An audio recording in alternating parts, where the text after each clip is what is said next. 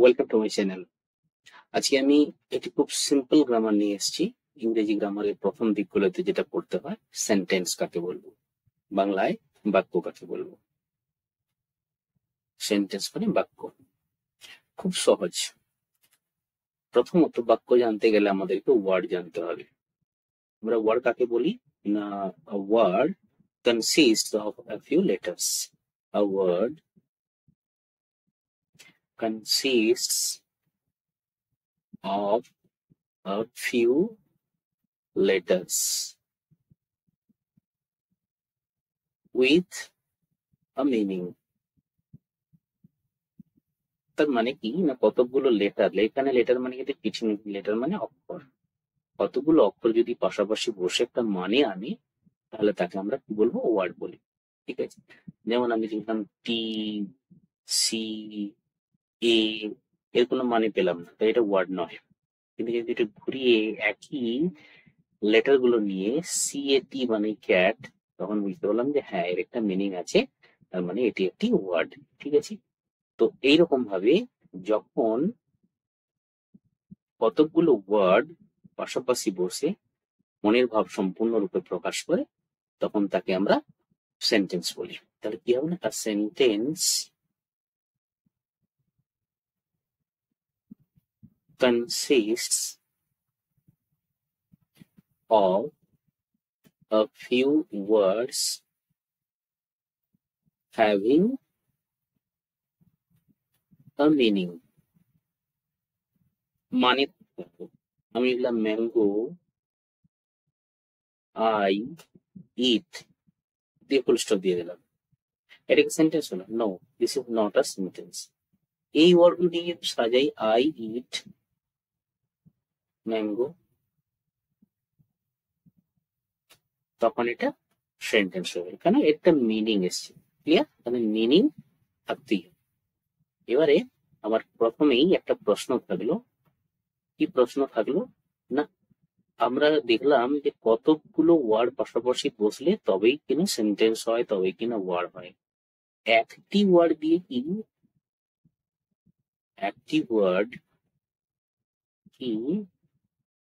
Sentence হতে পারে? কখনো কি একটি ওয়ার্ড দিয়ে আমরা একটি সেন্টেন্স বানাতে পারি? এটা আমাকে কমেন্ট সেকশনে লিখে জানাবে যে হ্যাঁ কি না। যদি না হয় তাহলে কিছু লেখার দরকার নেই, যদি হ্যাঁ হয় তাহলে একটা এক্সাম্পল কি দুটো এক্সাম্পল। ঠিক আছে, নেক্সট আমরা নেক্সট পেজে যাব, সেন্টেন্সেস। তো সেন্টেন্সকে প্রধানত চার ভাগে ভাগ করা যায়, মেইনলি চার ভাগ, 4 টাইপস। তো এখানে 5টা কেন দেওয়া আছে, অপটেটিভটাতে ধরা হয় না। এই অপটেটিভটাতে কিছু কিছু মিডিয়াম, স্টেট বোর্ডস, যেগুলো স্টেট বোর্ডস যে স্কুলগুলো হয় তারা এইটাকে মানে, কিন্তু যেগুলো সেন্ট্রাল বোর্ড, বিশেষ করে আইসিএসসি, সিবিএসই, আইএসসি, ডিপিএস, তারপর আমাদের ওই ডিএভি মডেল স্কুল যেগুলো, তারা সবাই কিন্তু 1, 2, 3 and 4 মানে। তো আমরা 5টাই জানবো। তাহলে স্যার অপটেটিভ যে সেন্টেন্স গুলো, এই সেন্টেন্স গুলো যায় কোথায়? ওটা ইম্পারেটিভের সাথে মার্চ হয়ে যায়। ঠিক আছে, এরপর আমরা দেখবো অ্যাসার্টিভ সেন্টেন্স কাকে বলে। First, assertive sentence, it declares the common fact and feelings. কোন সাধারণ ঘটনাকে প্রকাশ করে, সাধারণ ঘটনা প্রকাশ করে। কিরকম সাধারণ ঘটনা? যদি বলা যায় যে ধরো বলা হলো কি, আমি একজন ছাত্র, এটা তো সাধারণ ঘটনা। আমি একজন ছাত্র, এটা কমন ফ্যাক্ট। পৃথিবী সূর্যের চারদিকে ঘোরে। পৃথিবী ঘোরে, কিন্তু সূর্য ঘোরে না। একসময় আমরা জানতাম, মানতাম বিবলিক্যাল পিরিয়ডে, মানে যখন বাইবেলকেই প্রধান বলে মানা হতো, তো যে সূর্যই হচ্ছে ঘোরে, যেহেতু সূর্যকে আমরা পূর্ব দিক থেকে পশ্চিম দিকে যেতে দেখি পৃথিবী স্থির। পরবর্তীকালে সেই সমস্ত ঘটনা আছে, কোপার্নিকাস, দূরবীন আবিষ্কার, গ্যালিলিও, তাকে মারা হবে, সেগুলো কোনো সময় করে নিশ্চয়ই বলবো, ঠিক আছে। আচ্ছা, এগুলো সব সাধারণ। কিংবা বললাম তেল জলে ভাসে, এগুলো কমন ফ্যাক্ট, সাধারণ জিনিস। তো এইগুলো সব কি অ্যাসার্টিভ সেন্টেন্স। এই অ্যাসার্টিভ সেন্টেন্সের আরো কতগুলো মানে আছে, মানে তার নাম আছে। অ্যাসার্টিভ থেকে আমরা বলতে পারি ডিক্লারেটিভ সেন্টেন্স অর স্টেটমেন্ট, এই নামগুলো দেখা যায়, ঠিক আছে। এবারে এই সেন্টেন্স দুটো ভাগে ভাগ করা যায়, একটা অ্যাফার্মেটিভ, অ্যাফার্মেটিভ বা যাকে আমরা বাংলায় হ্যাঁ বাচক বলি, অর্থাৎ যাতে পজিটিভ জিনিসগুলো থাকবে, আর একটা নেগেটিভ। নেগেটিভ মানে কি না বাচক, যাতে না আর শব্দগুলো থাকবে, যেমন কি আমি একজন ছাত্র নই, আমি স্কুলে পড়ি না, আমি আম খাই না, এগুলো সব নেগেটিভ সেন্টেন্স। আর অ্যাফার্মেটিভ আমি আম খাই, আমি স্কুলে যাই, আমি একজন ছাত্র, এগুলো সব হচ্ছে অ্যাফার্মেটিভ সেন্টেন্স। তাহলে হচ্ছে declares the common fact and feelings. He is unhealthy, I am going to the market, my brother is not a liar, এটা নেগেটিভ আছে, এগুলো সব অ্যাফার্মেটিভ। আচ্ছা, the ox ate our vegetables, ষাঁড় আমাদের সমস্ত সবজিগুলো খেয়ে নিয়েছিল, এগুলো সব অ্যাসার্টিভ সেন্টেন্স। এর আরো দুটো নাম আছে, declarative sentence or statement. Meaning clear? এরপর আমরা নেক্সট পেজে যাব। Next page, interrogative sentence. Interrogative মানে কি প্রশ্নবোধক, প্রশ্নবোধক। নাম শুনে বোঝা যাচ্ছে যে কোশ্চেন মার্ক থাকবে, ঠিক আছে। ইন্টারোগেটিভ অর কোশ্চেন, প্রশ্নবোধক, তার নামই আছে। এবার কোশ্চেন কি কি দিয়ে করা যায়? ডব্লিউএইচ দিয়ে করা যায়, বি ভার্ব দিয়ে করা যায়, ডু, হ্যাভ আর মোডালস দিয়ে আমরা ইন্টারোগেটিভ বা প্রশ্নবোধক বাক্য বানাতে পারি। ডব্লিউএইচ কোনগুলো? What, why, when, how. এই হাউটাতে কিন্তু ডব্লিউএইচ দিয়ে শুরু নয়, কিন্তু এইচ দিয়ে শুরু হলো, এটা ডব্লিউএইচ ওয়ার্ড। ওয়ার, হ্যাঁ, এগুলো সব আছে, এগুলো 9টা আছে, 9 টোটাল, ঠিক আছে। আর বি ভার্বস কোনগুলো? না, বি ভার্বস এর মধ্যে কি কি থাকে? Am, present tense am, is, are, was, were, shall, will, এগুলো সব হচ্ছে আমাদের বি। ডু ভার্বের মধ্যে do, does, did, have, has, had. কিন্তু মোডালস আবার 14টা আছে, 14 মোডালস। মোডালস কতগুলো? 14, ঠিক আছে।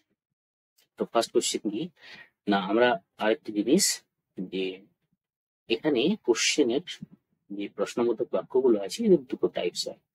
একটা আছে yes no type, yes no type, আর একটা অ্যান্সার টাইপ, আর একটা অ্যান্সার টাইপ, ঠিক আছে। একটা ইয়েস নো টাইপ আর একটা answer type. Who is singing, which singing, এখানে কোন একটা অ্যান্সার আসবে, যে আমি গাইছি, কি সে গাইছি, কি অন্য কেউ গাইছে। হোয়ার আর ইউ ফ্রম, এটাতেও অ্যান্সার টাইপ, জায়গার নাম হবে, তুমি কোথা থেকে এসছো, কোনো জায়গার নাম হবে। May I know your name, আমি কি তোমার নাম জানতে পারি? তখন কি বলতে হবে?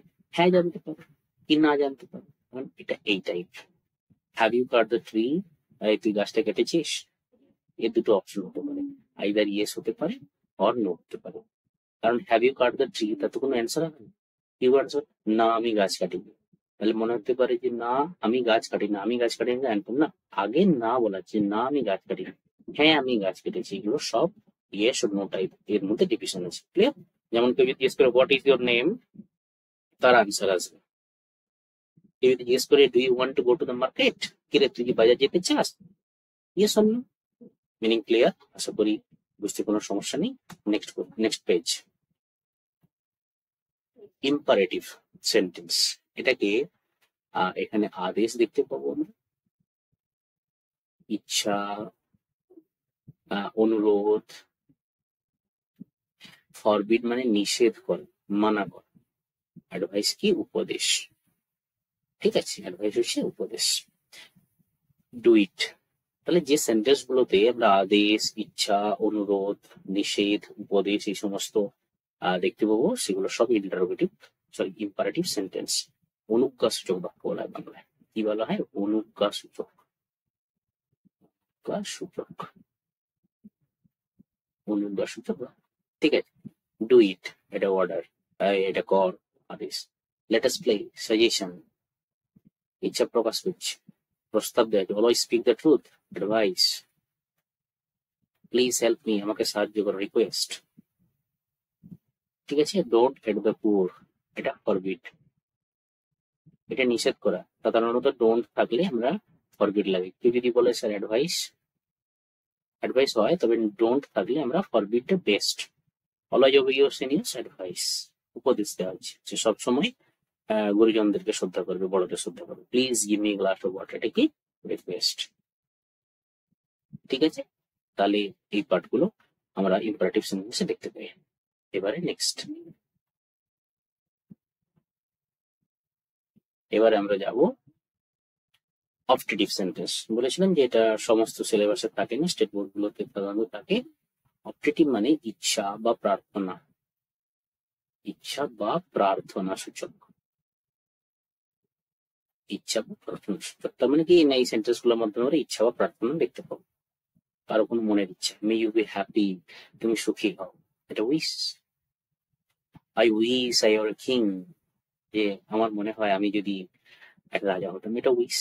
আচ্ছা, এখানে দেখো আয়ের পরে ওয়ার লাগানো আছে, এটা কিন্তু টাইপ মিস্টেক এরকম কিছু নয় বা গ্রামাটিক্যাল ভুল কিছু নয়।